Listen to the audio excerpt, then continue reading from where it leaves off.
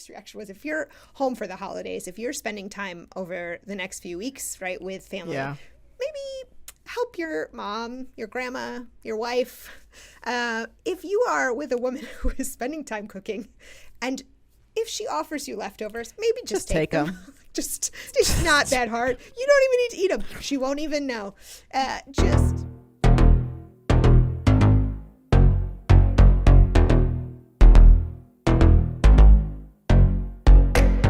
Welcome to Attached, a podcast about the loved ones we're attached to and the good, the bad, and the ugly advice about those relationships that maybe we shouldn't be so attached to. We here at Attached want to share ways to enhance your relationships and debunk all of that bad relationship advice using science. Yes, science. I'm Dr. Patricia Robertson out of the University of Tennessee. I'm Dr. Sarah Woods at UT Southwestern Medical Center.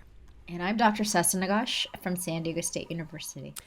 Today, Sesson will bring us a conversation about love is blind and body shaming and relationships. Then, in our academic deep dive segment, we're going to discuss the academic article, Adult Children Move Out, Family Meals and Reflections on Parent Self-Sacrifice at the Moment of Transition. I'm not really sure if that's how the authors intended for the title to be read, but I like to add a little flair occasionally.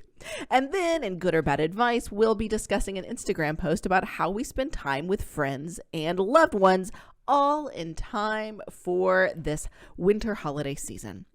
If you have any advice you want us to talk about, send it to us, please. You can email us at attachedpodcast@gmail.com, tweet us, Facebook us, Instagram us, all at Attached Podcast, or go to attachedpodcast.com and send us a message.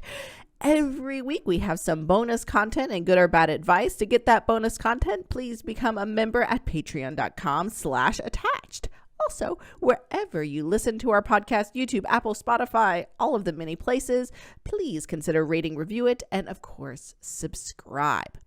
So a really fun episode we have lined up for you. But before we get to all of that, what's going on? Tell me stories. What's going on in your life? How's it going?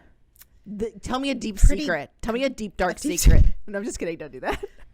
Dare. I choose dare instead. Just kidding.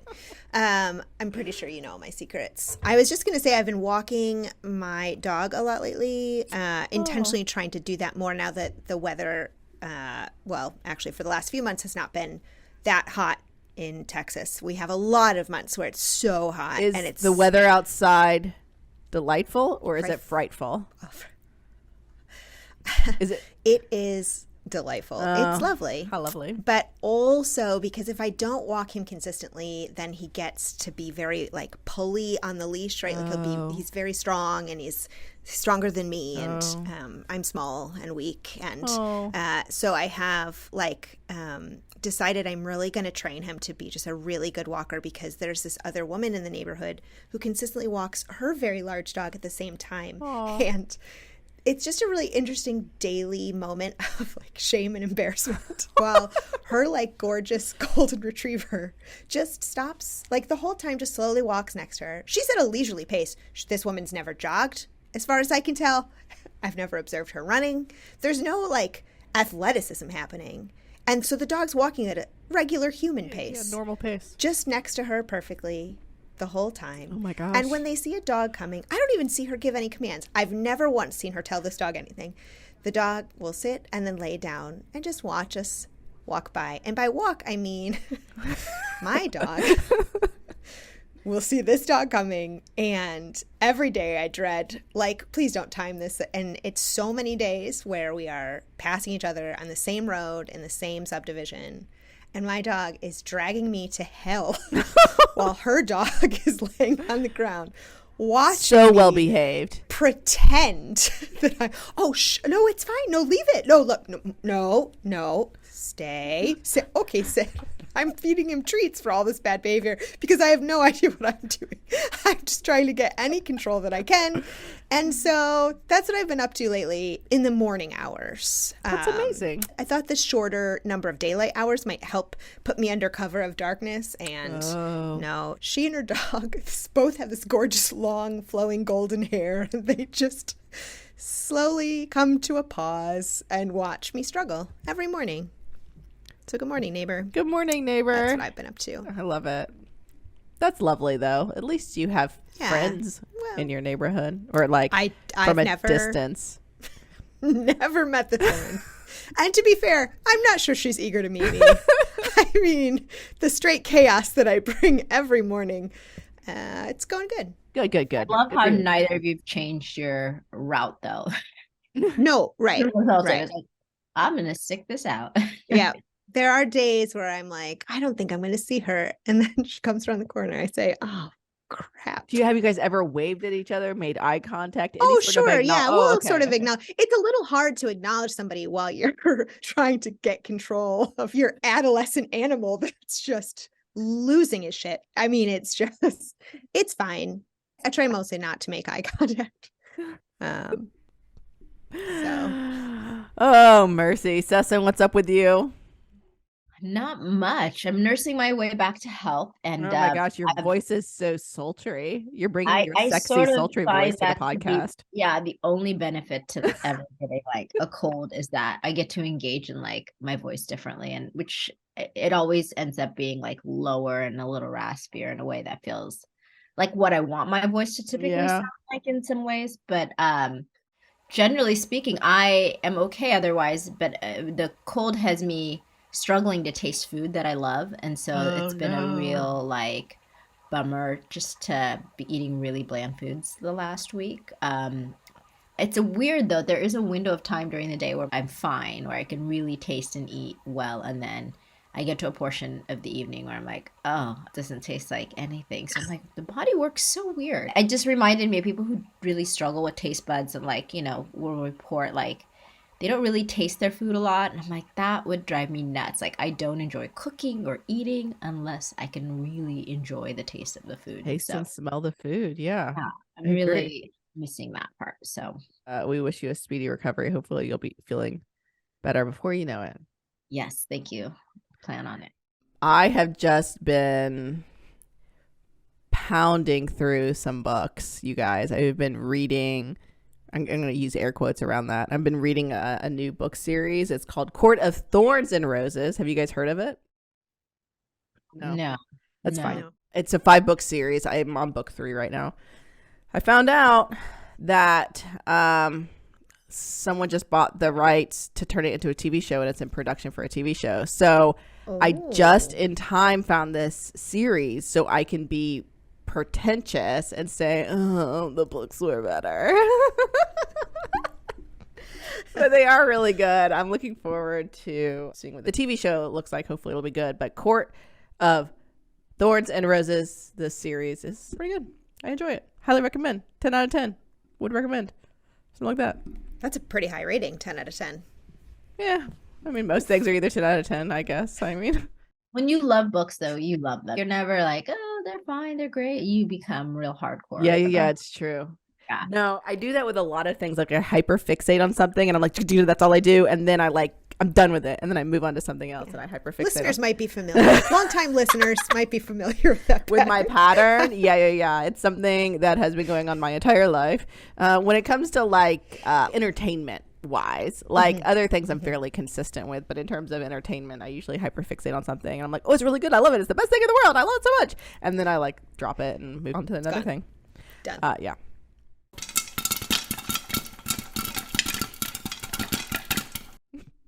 First up, Poppin Culture. We learn about relationships from our friends like you all and our family. I've learned all about how to be in relationships from YouTube. But a lot of what we think about love and relationships actually come from what we see in pop culture. For this first segment, we take a moment to highlight events in pop culture that influence people's lives and how we view relationships. Sesson, what you got for us this week? So I'm going to talk about a show that I've talked a little bit about before, and that is Love is Blind. 3rd season just wrapped and was posted on Netflix, so I'm assuming those who watch it have already binge watched it because it was another great season, another hit season, if you ask me. 10 out of 10 would recommend. Yeah, I mean, again, I struggle with those dating, marriage shows a lot, but there's something about this one that just really captivates my attention, and so I watched it and had thoughts about every couple, but definitely there's one couple on the show who in the finale, their name, the couple was, I don't want to pronounce her name wrong, but Zaneb and Cole. Zaneb and Cole. Okay. Or Zainab, maybe I'll say. And they, got to the finale, and like the other couples were to make a decision. Are we going to marry or are we not? Meet a sort of walk down the aisle, profess their feelings, and then, when asked, they would either say no or yes to getting married. And so in this finale, I think many people, like myself, may have been shocked by just the way one of them said no. Z really, I call her Z because I know her, of course. No, I don't. Really gave Cole a mouthful at the end, and didn't just say no like most contestants do, but explained herself in terms of why she was saying no, and expressed that she felt disrespected by him, and was really hurt by his comments towards her, and that he really hurt her and her self-esteem throughout the time they were together. Wow. And so some of that I think was surprising for viewers, because in the way the show was edited, we didn't get to see as much of that tension that she felt around how she was feeling around the way he was treating her in terms of her body. And on the reunion show, she provided even more information and rationale for her decision, talking about her feeling body shamed by him throughout their time together, and also went on to talk about how that treatment, really affected her mental health and her eating habits. And so there were definite glimpses of his focus on her body, but they had this really interesting sarcastic dynamic. So I wasn't sure watching it that it was really so much that until like she really, spoke to it at the end of the season there.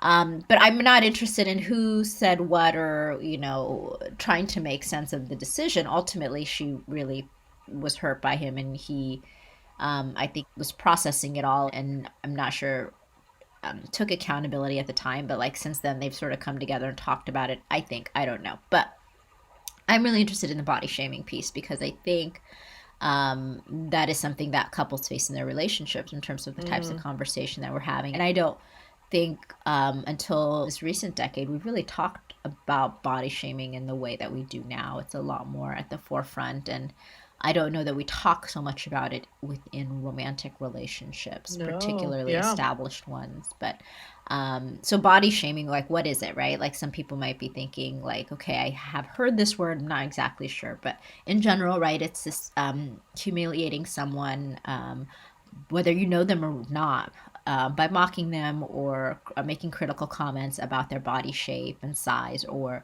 something related to their physical presentation.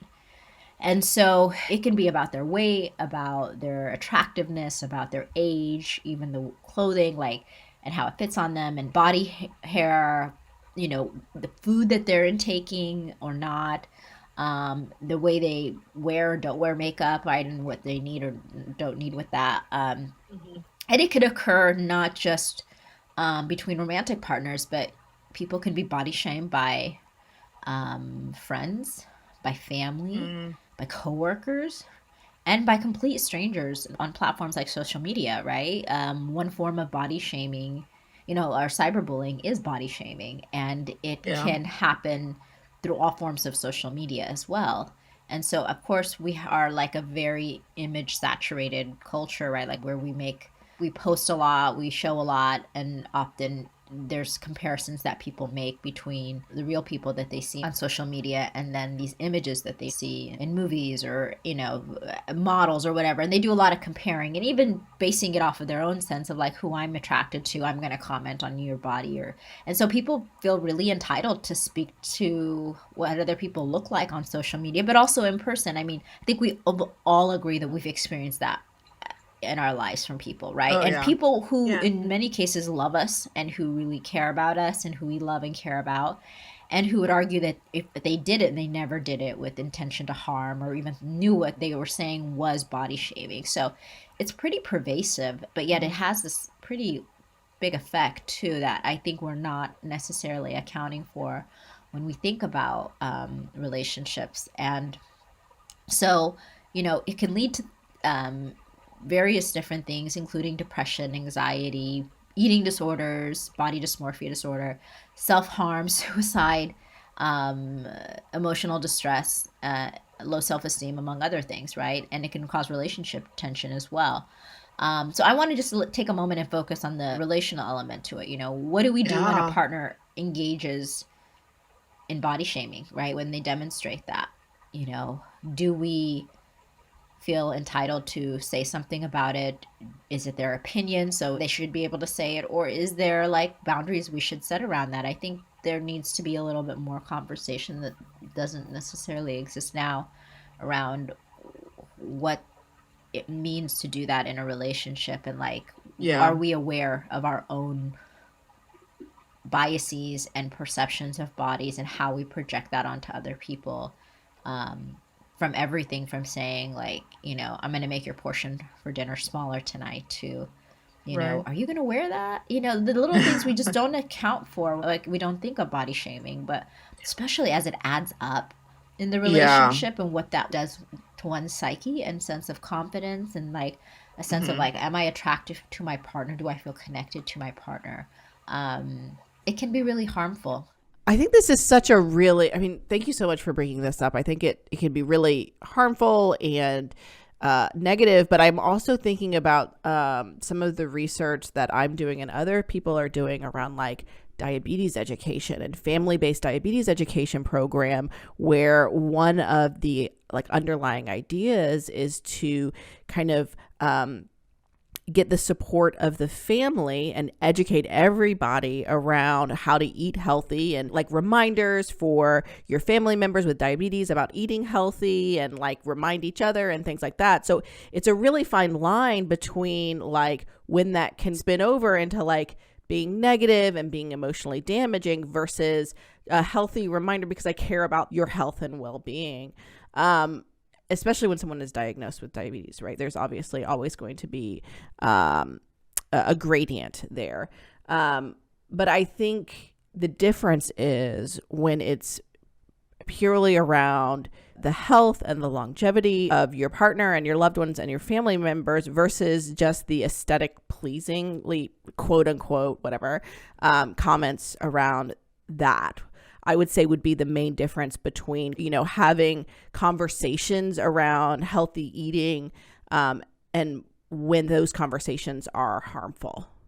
Would you guys agree with that? That's kind of one of the maybe primary differences between those two types of conversations, the body shaming versus healthy eating and adhering to like diet regime because of like a diabetes or a heart disease diagnosis?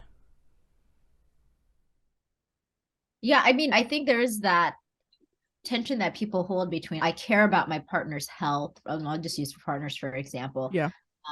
And I find that what I'm attracted to looks different, and it is something I feel entitled to speak to in terms of my partner. I think when you can articulate as a partner your reasons for addressing, say it's around health, right? Like in diabetes, and the reason you bring up these issues because you really are concerned about their health, but realize it's connected to their body and the way they look, and Right. like acknowledge that it's a complex sort of set of dynamics, and be able to talk about that. I think that is more helpful than to make the assumption that because I intend this to be more about their health, Right. they should not Right. be Yeah. offended by Yes. Right. my conversation. Like, you have to really recognize the two are somewhat connected and call that to light in the way you're Exactly. commenting. And I completely agree with you. And that's some of the harder, more complicated aspects of these kind of family-based diabetes or hypertension interventions around health behaviors, is making sure those conversations are open like that. And you're not just reading each other's minds as well. And paying attention to intent versus impact is what I feel like I hear you both saying, is that your intentions can be well-meaning, and it may not necessarily predict that the impact on how you're communicating that may be well received. Mm-hmm. And there are people who have a history of the body shaming, right? Like, they've experienced it over a lifetime. And so having conversations about how one feels about their body, how one feels like other people have commented on their body or policed their body. Like, I think those are things couples, among a multitude of issues they should be talking about early in their relationship. This is one of Yeah. those things. So you have a sense of how thoughtful and careful you have to be when bringing these things up. You know, there are some people you can make certain comments and they don't attribute that to like something about their body and feel ashamed, right? Like it doesn't provoke and trigger the same reactions. Whereas others, it's like that's a lifetime worth of hurt and injury that when you bring up, it's like it can really cause some damage in ways that you have no intention. So I think Exactly. it's really critical to understand each other's history in that way too. Yeah, and thinking of it more as like you and your partner are a team together against that disease rather than you're trying to tell your partner how to manage the disease. I think that also kind of that team mentality will help. But as you're saying, like a lot of the body shaming that we see on social media, these television shows aren't housed at all within this like health aspect that we're talking about. It is a lot more venomous, and it has a lot more vitriol, or it has meanness behind it more so than the health aspect that we're talking about at all. Yeah, it is definitely layered. And our bodies change over time, you know, especially when we have kids, as we age, as we experience stress. Like, this is something that all couples face. And I think it's, you know, what your intention or going into a relationship and being attracted to your partner you may feel differently as time goes on, right? Like, how do you hold that tension within yourself, knowing I don't feel attracted, and maybe I feel like the way to gain that is by commenting in a way that gets them to do something about it, as opposed to you learning how to maybe look at your partner as who they are now and really adjusting your expectations around body image and what that looks like for you in terms of like what it is to be attracted to your partner, like, and sort of expanding your own understanding and definition of attractiveness. So if the person you're with now, they present differently, right? And like it's not up to them to change that necessarily, again, unless it's like health, and even then you still really take that in a very, you address that carefully. And, so yeah, if your expectation is that your partner is going to look like a 25-year-old human their entire life, then those expectations need to be adjusted to maybe like more based in reality.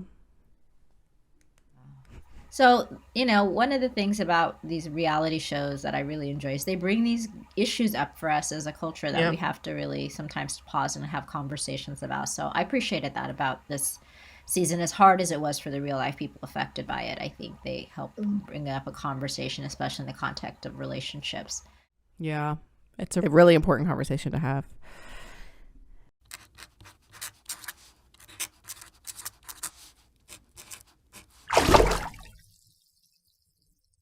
Next up, we do an academic deep dive into a new article out earlier this year in the Journal of Sociological Research Online titled Adult Children Move Out, Family Meals and Reflections on Parental Self-Sacrifice at the Moment of Transition.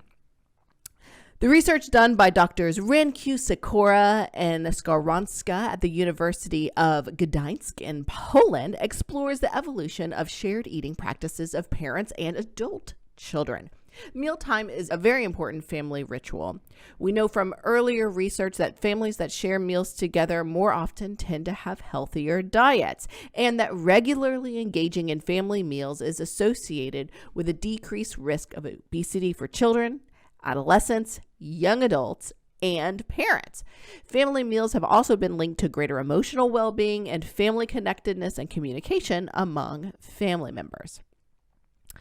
The research we're diving into in this episode explores not only family meal times among families with adult children, but also uses the idea of sacrifice in families to explore how this may shift as older kids launch from the family's home.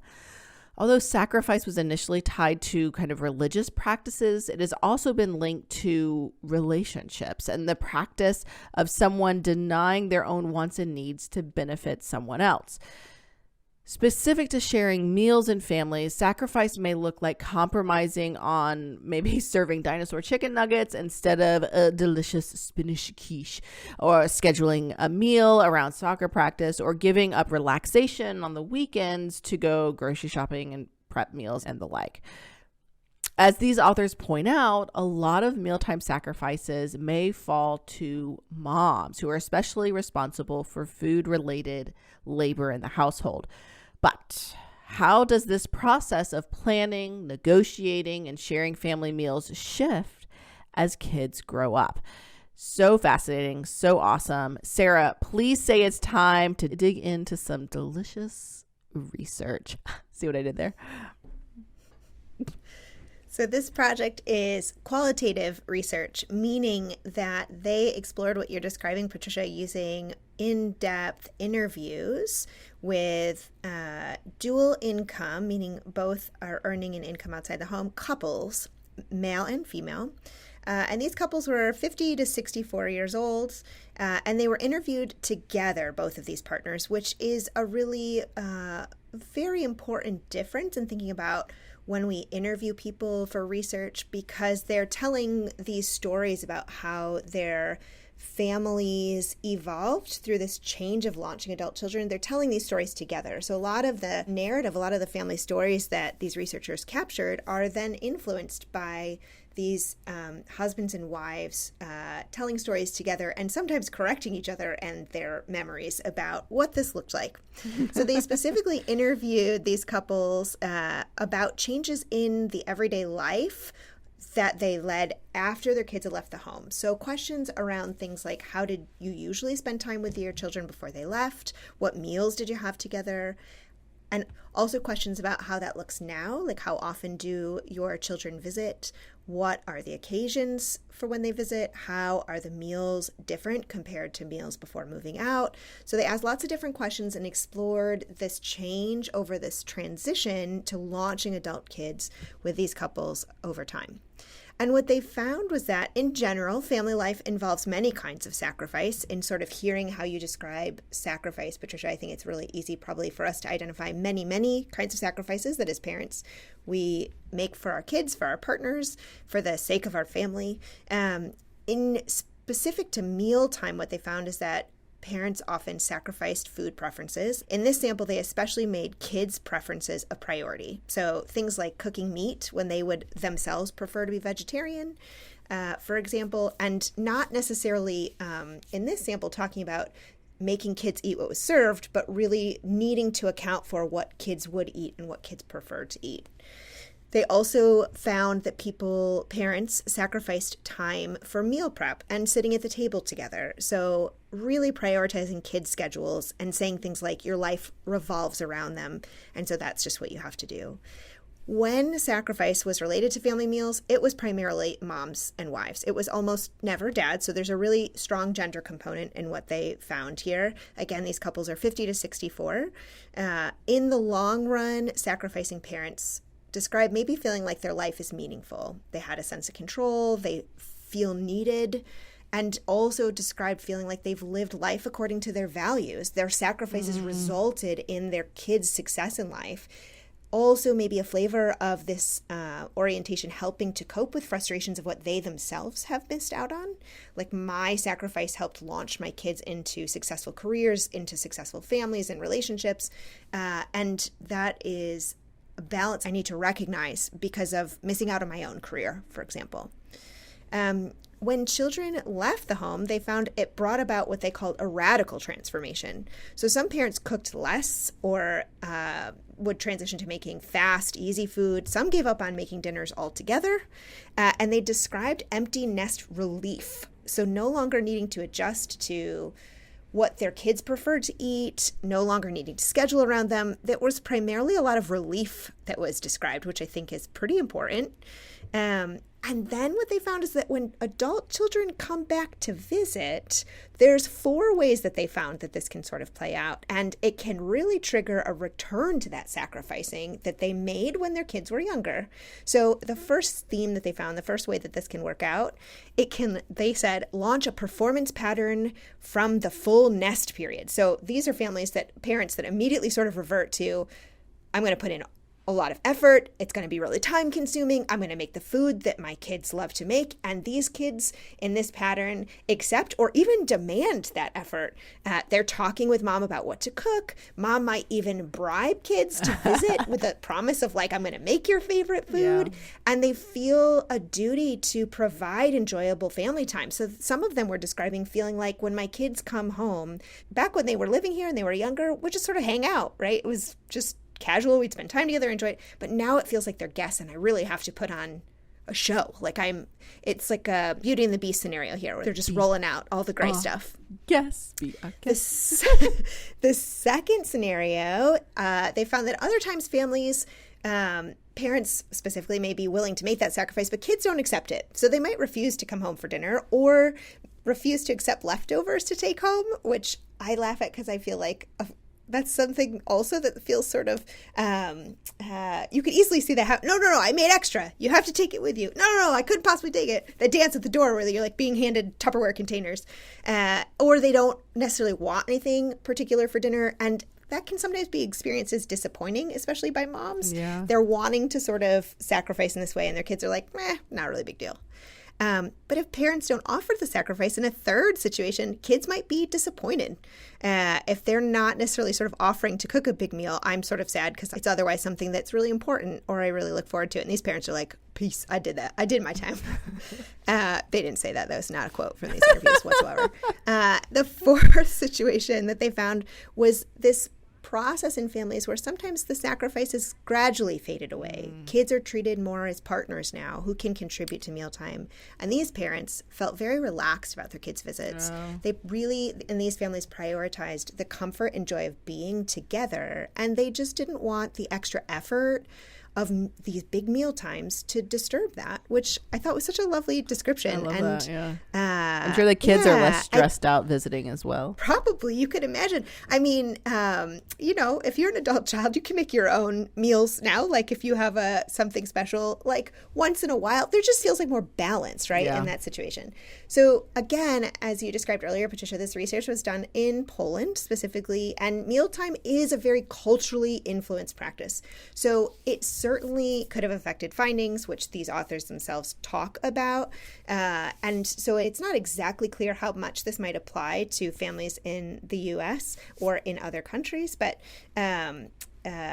in Poland, just like in all other places, meal times are very culturally defined, right? So what they are describing is that lunches at work and school are rare there. So family dinners are earlier in the day, tend to be right after kids get home, which you could see could very much affect mom's ability, if she's cooking, to work paid work outside the home. Interesting, yeah. There's also, in Europe, apparently the lowest amount of money spent on meals out. There's like a real strong emphasis on eating at home and the nutritional benefits of eating at home, and also on parental obligations to their kids, which, especially for women, is informed in that country by Catholic influences on Polish family traditions. So really interesting cultural component, and also I think some broad takeaways that probably listeners can identify with.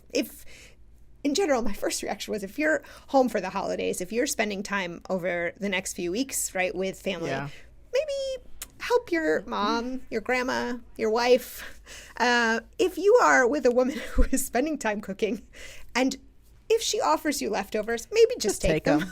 It's not that hard. You don't even need to eat them. She won't even know.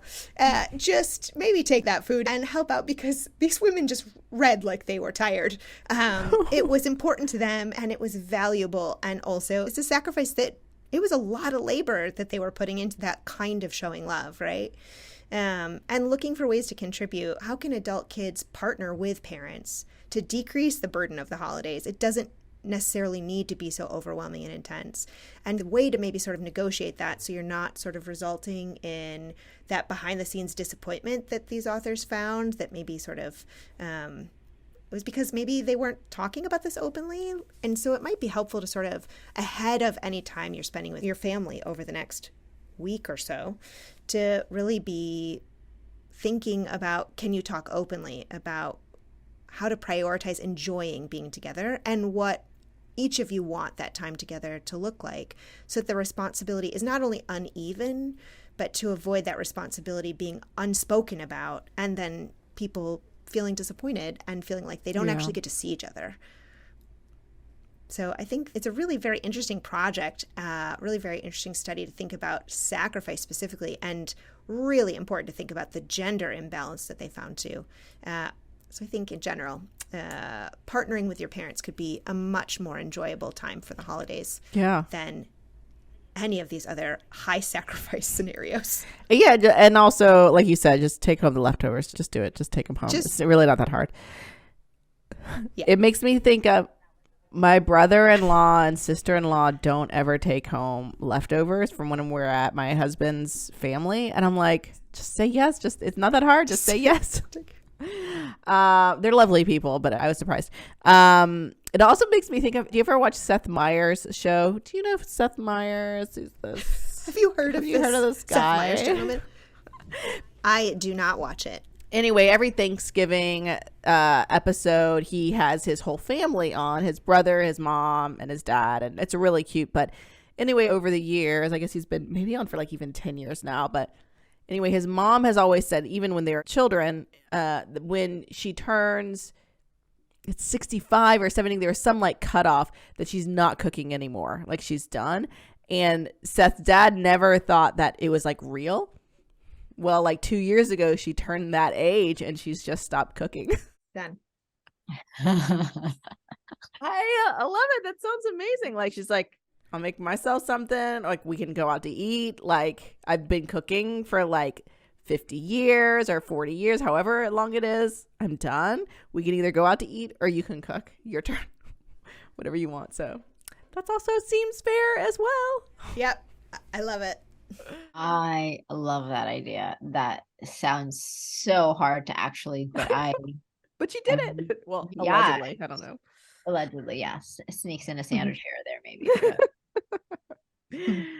It really made me think about also the experience of cooking together, like the prep time, right? Like that, when I cook, when we're eating, I'm really excited for the sort of the fruits of my labor to be enjoyed, and like that piece really feels good. But I really like the time spent working on the meal too, as long as I'm not doing it alone. Yeah, that's important distinction. Yeah, I really like that piece. I think there's so much that can be gained from having your children involved with the meal prep process, and I think we don't often think about like, how do we encourage that piece too? Like some people really like to cook alone. Like I get that. My mom was, don't come into my kitchen while I'm cooking. Like she needed to fling things around and move about. Doesn't like the overlap of people. Whereas if I have somebody in the kitchen with me, I just am so much happier making the meal. And so we're building that habit now with my son, like where he chops this thing or this thing. And it's interesting. He gets so distracted by what he's doing, or not distracted by focus. When I'm asking him questions, he's happy to answer them, right? He's not so worried about like filtering himself when you're like sitting there directly in front of him and going, how was school? What are you doing? And getting nothing, right? Like he's chopping something up and answering questions because he's not so focused on being resistant to it all. There's something really nice about that. So, yeah. I agree. I like that piece too. And maybe along the way, incorporate the kids into the cooking of the food and the feeding and the eating of the food and things like that. Very lovely. I think it starts early. I do think you got to get like to do it as like a full adult. Share responsibility. Yeah. Then to start it early and have that practice of like knowing what it feels like to be in the kitchen and working together. Yeah, I completely agree. We do that too. It's a whole lot of fun. Woohoo! Boo! Woohoo! Yeah! Finally, time for good or bad advice, where we talk about pervasive advice in our culture. We hear relationship advice from our parents, families, and friends. We see advice about how to be in relationships from movies and TV shows. And we read endless advice spewed at us on all the social media, blogs, and those numerous top 10 lists. But a lot of it just actually isn't good for our relationships. This is the part of the show where we use science to decide if the advice is good or bad. If you have seen or heard any advice you'd like us to talk about, send it to us. We'd love to talk about it.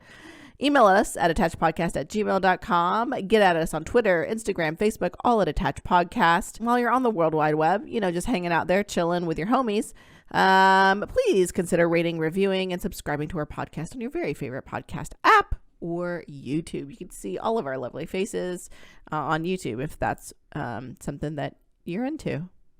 You don't have to be. It's totally fine. Also, every week we have a bonus good or bad advice for our Patreon subscribers. If you want that sweet, sweet bonus content, please consider becoming a member at patreon.com/attached. So today, in honor of thinking about relationships during all of these numerous winter holidays that we have coming up, I found a post by Sahil Bloom. Well, it's actually on Twitter, but I saw the post on Instagram. You know how social media works. So he says, I recently came across data on who we spend our time with over the course of our lives. These insights are simultaneously inspiring and depressing from his point of view. So there's 6 graphs that everyone needs to see. I'll describe the graphs. We'll also link this post in the show notes so you can look at them yourselves. So I'll describe it and then I'll say what his takeaway is. And then I'm curious what you two's takeaway is. It's not necessarily a traditional good advice, but I'm curious what your thoughts are. Are you ready? Yes. Good. So the first one is time spent with parents. It peaks in childhood and declines after age 20. So here are his takeaways. Time with family is limited. Time with parents declines sharply after age 20. You may only see your loved ones a few more times. Prioritize and cherish every moment. So time spent with family. Oh, there we go. That's the graph. Thoughts? Prioritize and cherish every moment. What's? So I have seen these charts a few times that he's referring to, and I agree that they do feel depressing every time that I see them. And this is one of the charts that makes me the saddest because it really does look like this really steep decline in how many hours a day you spend with your family as you get older. With parents and siblings, yeah, specifically. Right, yeah. And so I appreciate that takeaway that he's describing, that it's really important to, if your family is safe and close and connected, and it can be really valuable to prioritize the time that you get to spend with them and really sort of focus energy there. I also sort of wonder in maybe the difference in quality time that we spend as we age, right? If I'm 15 years old, the hours I spend per day with my parents or siblings, my immediate sort of caregivers, family of origin, is going to be higher because we are very likely co-residential. And not all of that time we spend together may be valuable. As an older child now, I don't need to go back to spending time doing chores side by side or like having like homework stress in this kitchen with my brother at the same time, right? Fair. So my hope is that the shift in that graph can also be reflective of maybe spending more quality time together. When you spend it together. Or at least maybe that's a goal. Yeah. Oh, I like that. Sessa, what are your thoughts? Yeah. I'm curious with that graph. Does it show a significant increase by the time people sort of start having children around that age or did it just show a... Yeah, it's just your own parents and siblings is this graph. Right. So, yeah, I guess I'm a little surprised by it, but in general, because I assume that, in your 20s, right, you're busy sort of exploring and dating and, spending a large amount of your time in friend groups. And then as you settle down, sort of you go back to prioritizing that time with family of origin, I think, differently. Yeah. And ultimately, though, as far as the advice, I mean, in theory, it sounds great. Like, I agree, like, of course, to take that time and to cherish the time that you do have is a wonderful thing to be able to do if you have the healthy dynamics, if you have the time and space too. I mean, proximity wise, a lot of, I think, young adults are moving further and further away from their family of origins for work or other reasons. But I think investing that time, whether it's face to face or through calls or whatever it might be, is great. And I think having lost a parent, like I would do anything to have my time back with my mom, and having thought about the years that I didn't spend that time, I have a lot of regrets about that. So I think any person who's lost a really close one will probably always recommend or err on the side, of encouraging people to really not take it for granted that time, because it is special. Yeah.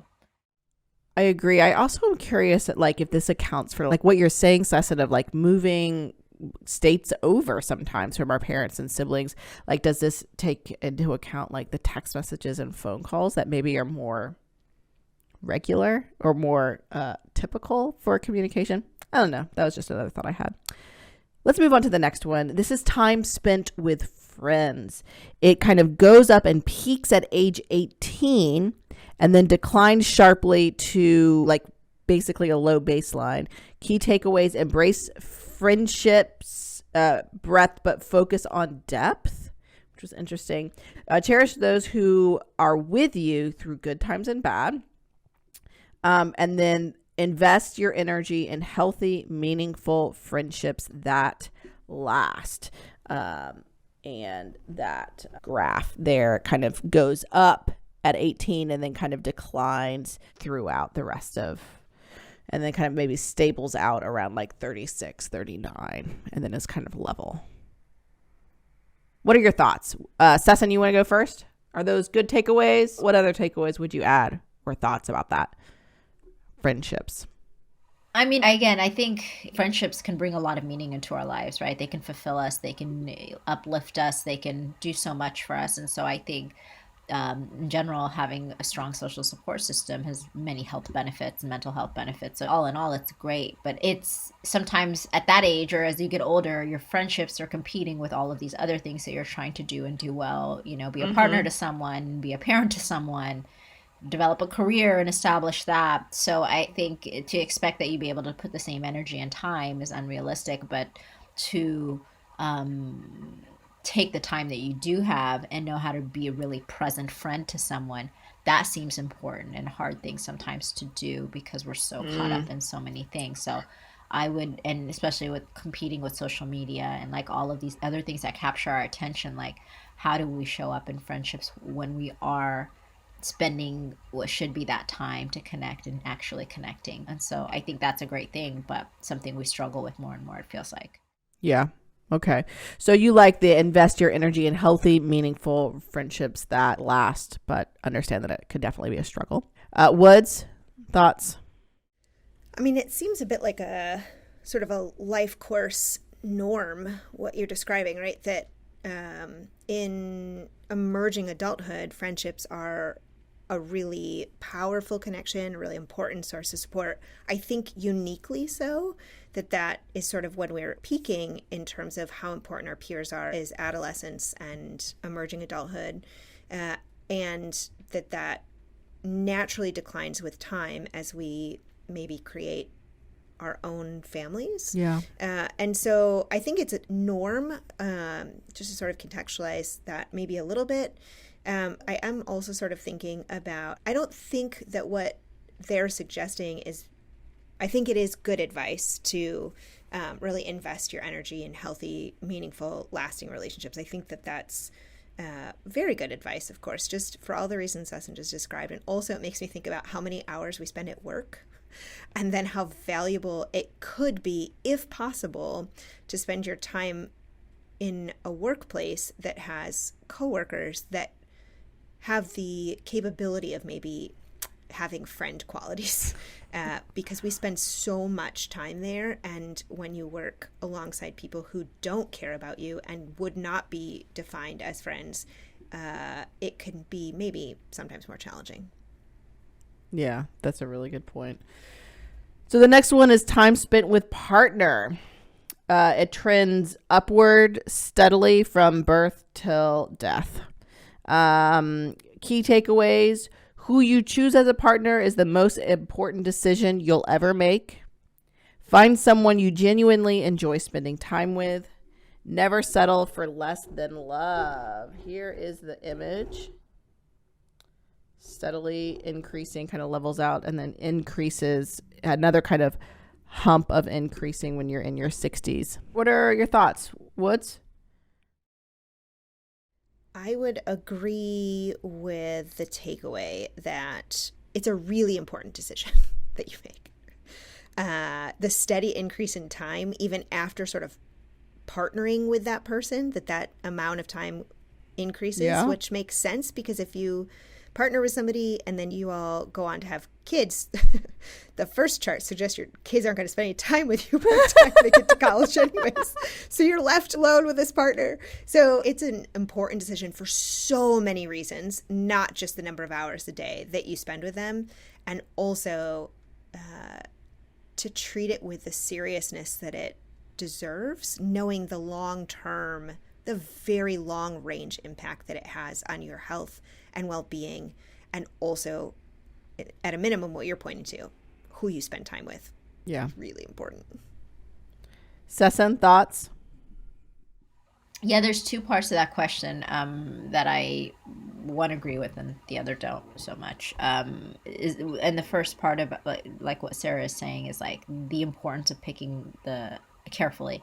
It has implications that extend beyond you, right? Including your children and your family are affected by whoever you bring into your life. So, it is critical, right? Like, I think so important to be intentional about that choice. And I think when people make a commitment to someone, they need to be thinking about all of the life course, right? Like in all the ways like that will affect them, their loved ones, their children that they create together. It is just, and also like the end of life, right? Like how do you want your end of life to look? Like it couldn't be more important. Yet I feel like people really rush into deciding they want to be with someone for the rest of their lives without thinking about all of those things, which is a real challenge, I think, in many societies. As far as it's all about, like, I think you said love or something along that lines.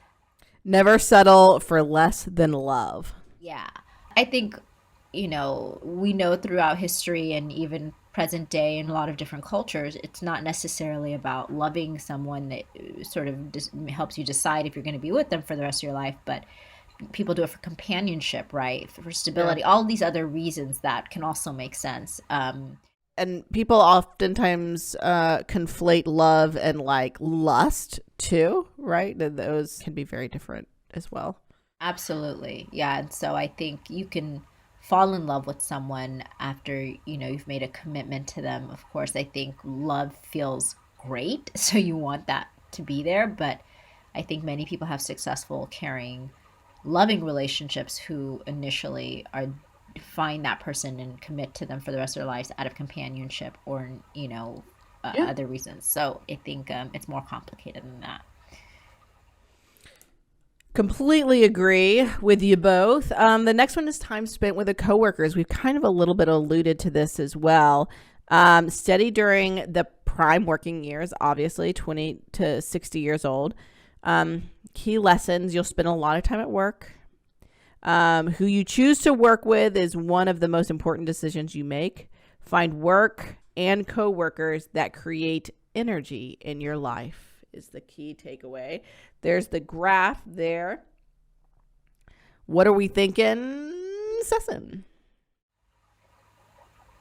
Yeah, I mean, where you work is an important decision, but we also know, especially in our culture, like people will change jobs at least a few times, and even careers. And the part of it I really think is really critical is to set some really healthy boundaries with the people that you work with, and not assume that you're going to go in there and have people that you connect with or force that connection, right? They're all going to be your best friends. But I do think to invest time at work with people who really do bring meaning to your life, or who offer you something, so it's an exchange, right? Like there's not this thing where you're just constantly giving in that relationship, but there's a reciprocity there. I think that's important with work. I think in terms of energizing us, it's good to get the healthy energy from people, but like, I don't know what that line looks like at work. Sometimes I think you just want to be thoughtful about it, because at the end of the day, you're balancing friendship, and like a collegial relationship requires a lot of thought. Yeah, if one goes sour, you don't want it to sour the other two. That can be really challenging. Woods, what are your thoughts? I know I just got done saying, in the context of decreasing amount of time spent with friends, that working in a place where people can be or have friend qualities can be valuable. It sounds like I'm immediately going to counter this. But you're saying that on a podcast where we do work together, but we also are friends. Yes, well, that's true. I also, the takeaway that I have from this graph is not the same, and not the same as this person is describing. Although I agree that can be valuable, I think there's only so much control you maybe have about how much you can create workplaces that are positive and creating what, I'm not sure what the language was that he used, creating energy that bring into your life or something. Sure. I would say also this graph screams to me, we spend way too much time at work as a culture here. And we spend a lot of that time with other people. So the takeaway for me is similar to what Session's saying in terms of having really strong, important, meaningful work, family, work, life boundaries to prevent spillover in how work, paid employment takes over our time, takes over our relationships. And also, if you are working in a place that is toxic, or you have a toxic supervisor and you can get out of there, cut and run. The amount of hours spent with people who are toxic and the way that it can affect your mental health and your long-term potential, physical health, is so much more than we give it credit for. If you can get out, go elsewhere. Yes, run. All right, the last one, if you can do it, that is, of course. The last one is time spent alone. I debated whether to end on this one. So it's up to you two wonderful ladies to make this end on a lovely light note. So time spent alone steadily increases throughout our lives. Key lessons: learn to embrace solitude, flex your boredom muscle regularly, find happiness and joy in the time you have to yourself. There will be a whole lot of it as you get older. So there is the steady incline of time spent alone. Thoughts on these takeaways, Session? I'm curious. I think within some cultures that may not be totally true, right? Because I think that's a good point.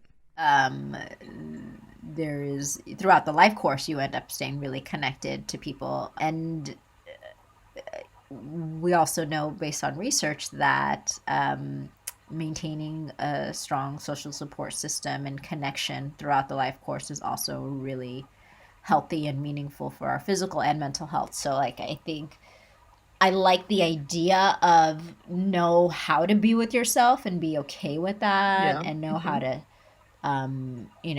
create energy from that and really fulfill yourself. But it's not, I think, in place of the connections, which are also still really important. I think when you find yourself isolated too much, that can, result in many challenges, right, for emotionally, psychologically, and I think that can be harmful. So I think there's a balance there that we have to be mindful of trying to strike as adults, because we could very easily find ourselves withdrawing from our communities, our families, and especially as we get older, right, and rationalizing that. It's like, oh, I spent many years, I want to just do me, or do all, convincing ourselves that it's okay just to be by ourselves only, and that's the only way that should be acceptable because we're older and we've sort of done all that work and labor of being with people and connecting. I think it's something we should try to achieve throughout the life course in a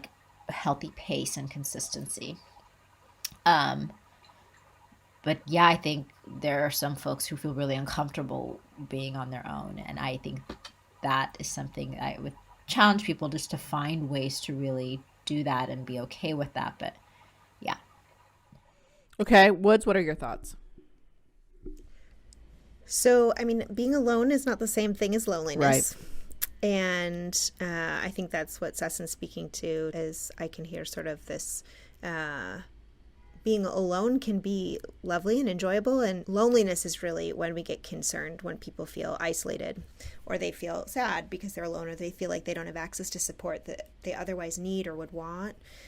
What I see when you show these graphs sort of side by side is also this jump around retirement age to not only having more time alone, but also more time with your partner. And so again, I'm sort of thinking about what I saw when I see that coworker graph is when we retire, we get a lot more time in our life back to ourselves. And that can look like time with our partner and also time alone. And that's not necessarily a bad thing. It's both normative and also if we are still creating meaning, if we're sort of focused on generativity and what we're contributing to the next generation. And there's lots of ways that we can discover whole new selves around retirement, and we need some of that time alone to do it. So yeah, I love those takeaways, very positive. And this person says to find happiness and joy in the time you have to yourself, which I think is lovely.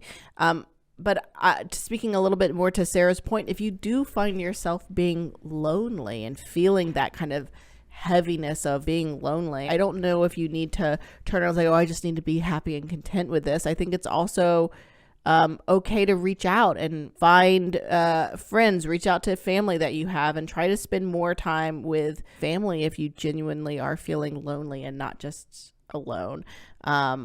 I think it's okay. Just because the majority of people spend more time alone doesn't mean you have to. Like, it's okay. Go spend some time with people. That's cool too. Especially around the holidays. Ding! So, as always, thank you for listening to Attached. Remember, call us, email us, or get at us on all of those social medias about any relationship advice you've received that you're wondering whether to follow or pass on. We cannot wait to talk about it. We'll see you in the new year.